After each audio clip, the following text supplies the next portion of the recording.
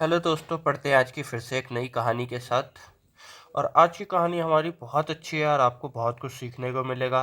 English के जो भी वर्ड्स होते हैं जिसके बारे में मीनिंग्स नहीं पता होती है, उनको मीनिंग्स हमारी वीडियो में बताते हैं अच्छे से। हम अच्छे से इंग्लिश को सिखाते हैं और इंग्लिश का किस तरीके से पढ़ा जाता है और उसका किस तरीके से हिंदी में मतलब निकाला जाता है, ये आज हम आपको सिखाएंगे। तो चलिए स्टार्ट करते हैं आज की कहानी प्यारी सी के साथ।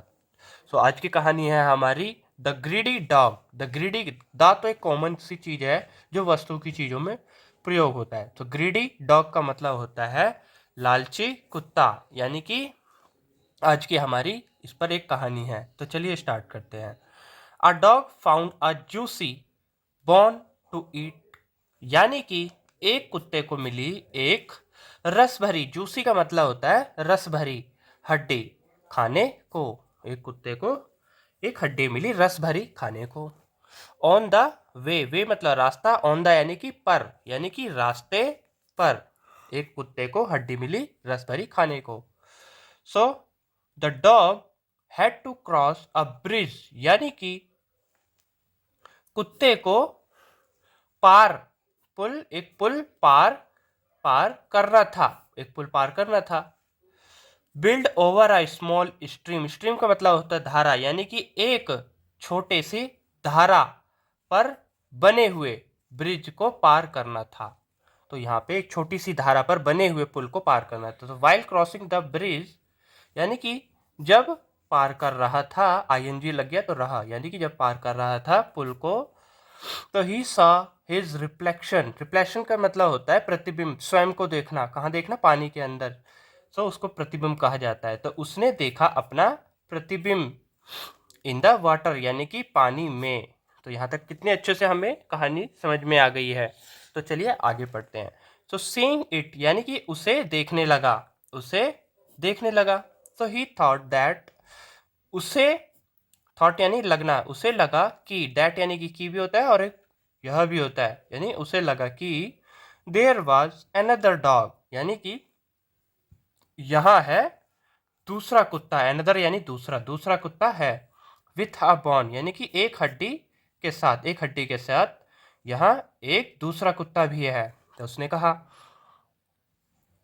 इन द वाटर, पानी में। जब वह अपने प्रतिबिंब को देख रहा था, तो कुत्ते तो नासमझ होते हैं, इसमें इतनी अकल नहीं होती है। जब वह पानी में अपने प्रतिबिंब को देख रहा था, तो उसे लगा कि यहाँ एक दूसरा कुत्ता भी है पानी में। देखा दोस्तों, यहाँ तक कितने अच्छे समझ में आया, कैसे लगा? तो चलिए आगे बढ़ते हैं।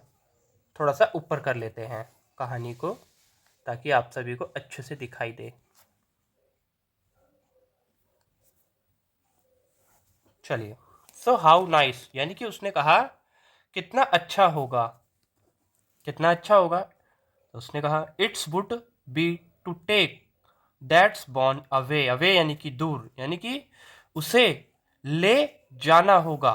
बी मतलब, वुड बी का मतलब होता है होगा, यानी कि उसे ले जाना होगा, उस हड्डी को दूर, उस हड्डी को दूर लेके जाना होगा उसे।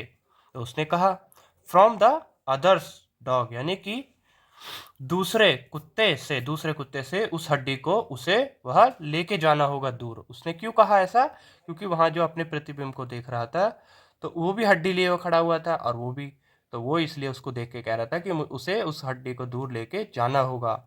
The greedy dog thought to him.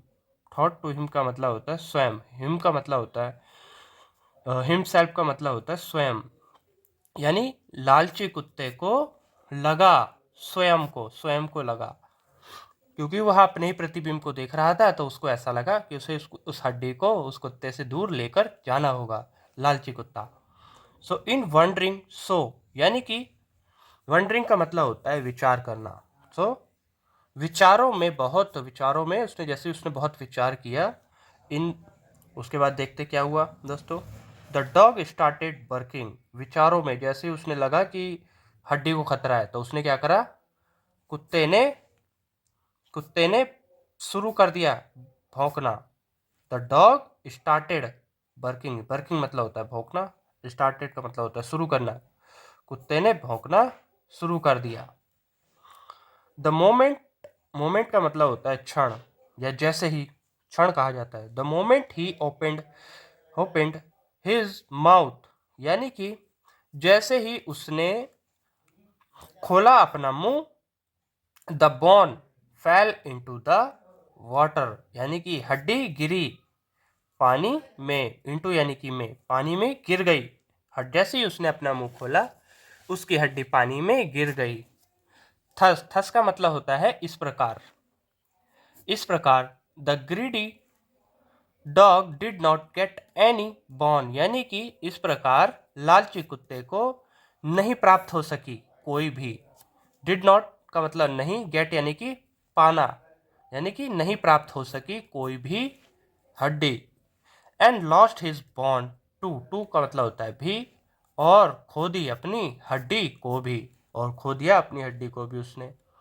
उस कुत्ते को लगा कि मुझे इस हड्डी से दूर लेकर जाना होगा, उस कुत्ते से हड्डी को दूर लेकर जाना होगा। तो वह बहुत सोचने के बाद जैसे ही उसने भौंकना शुरू कर दिया, भौंकना शुरू किया, तो जैसे ही उसने अपना मुंह खोला उसकी हड्डी कहाँ गिर गई, पानी में गिर गई, और इस प्रकार उसको नहीं प्राप्त हो सकी, नहीं मिल सकी उसकी खोई हुई हड्डी। सो आगे कहानी पढ़ते हैं। सो ही फेल्ट अनफॉर्चुनेट, अनफॉर्चुनेट का मतलब होता है दुर्भाग्य से। सो उसे लगा दुर्भाग्य से, उसे दुर्भाग्य से लगा, यानी कि उसे क्या लगा, एंड रियलाइज हिज मिस्टेक, और रियलाइज का मतलब होता है पछतावा होना, और पछतावा हुआ अपनी गलतियों को, अपनी गलतियों पर उसको पछतावा हुआ और उसे दुर्भाग्य से लगा। तो दोस्तों हमने कहानी को पूरा पढ़ लिया है, कहानी हमें पूरी समझ में आ गई है, कहानी के पूरे पूरे मतलब समझ में आ गए। तो चलिए एक बार पूरी कहानी का एक बार अर्क निकाल लेते हैं। तो पूरी कहानी का यहाँ पे लिखा हुआ है, क्या लिखा हुआ है, greed brings up feelings of regret, regret का मतलब आप जानते ही हैं पछतावा, फीलिंग्स मतलब भावना, ब्रिंग मतलब लाना, और ग्रीड मतलब लालच। तो लालच लाती है क्या, पछतावा की भावना, पछतावा की भावनाएं लाती है, पछतावे की भावनाएं लाती हैं। तो चलिए मिलते हैं अब अगली वीडियो में दोस्त साथियों। कैसी लगी आज की कहानी हमारी आपको कमेंट में ज़रूर बताइएगा। बाय बाय, मिलते हैं कल फिर से एक नई वीडियो के साथ।